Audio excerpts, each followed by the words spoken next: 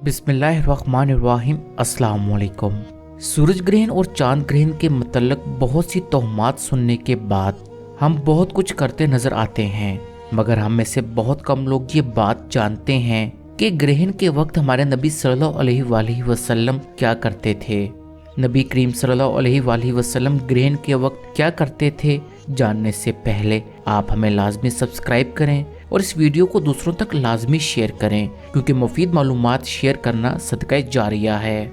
हज़रत आयशा सिद्दीक़ा रज़ी अल्लाह अन्हा से रवायत है कि रसूल अल्लाह सल्लल्लाहु अलैहि वसल्लम के ज़माने में आफताब को ग्रहण लगा तो रसूल अल्लाह सल्लल्लाहु अलैहि वसल्लम ने लोगों को नमाज पढ़ाई। इस नमाज में आपने बहुत तवील क़याम फरमाया, फिर आप रुकू में गए और बहुत तवील रुकू फरमाया, फिर आप खड़े हो गए और फिर बहुत तवील क़याम फरमाया। लेकिन ये क़याम पहले क़याम की बनिस्बत कुछ कम तवील था। इसके बाद फिर आप रुकू में गए और आपने तवील क़याम फरमाया, लेकिन पहले रुकू की बनिस्बत ये रुकू कुछ कम तवील था। फिर आप सजदे में चले गए और सजदा भी आपने बहुत तवील किया। फिर आपने दूसरी रकात में भी बिल्कुल इसी तरह किया जिस तरह पहली रकात में किया था। इसके बाद आपने नमाज ख़त्म कर दी और आफताब ग्रहण से निकल गया और रोशन हो गया।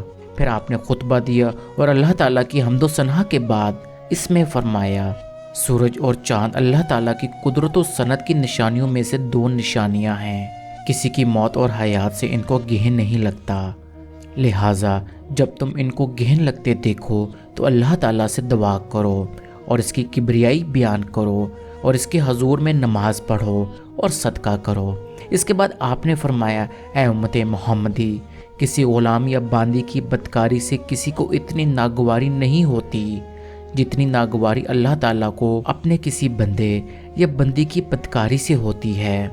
ऐ उम्मत मोहम्मदी, कसम है अल्लाह की, अगर तुम वो जानते जो मैं जानता हूँ तो तुम बहुत कम हंसते और बहुत ज़्यादा रोते। इसके बाद आपने फरमाया, ख़बरदार, मैंने बात पूरी पहुँचा दी और अपना फ़र्ज़ अदा कर दिया।